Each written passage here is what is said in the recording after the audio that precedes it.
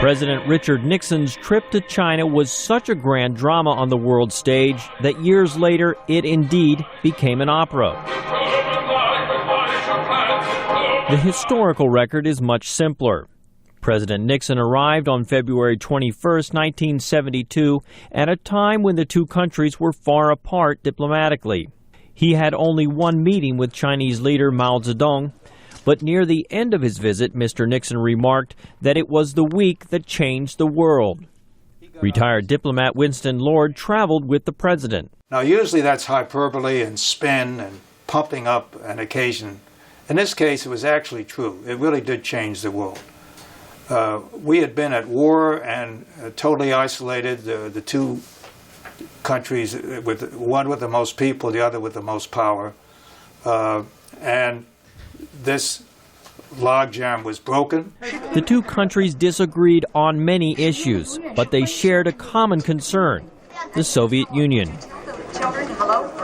The late Zhang Hanzhi was Mao's interpreter during Mr. Nixon's visit.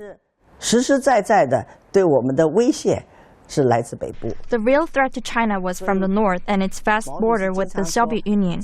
And Chairman Mao would often talk about the millions of Soviet troops along China's border.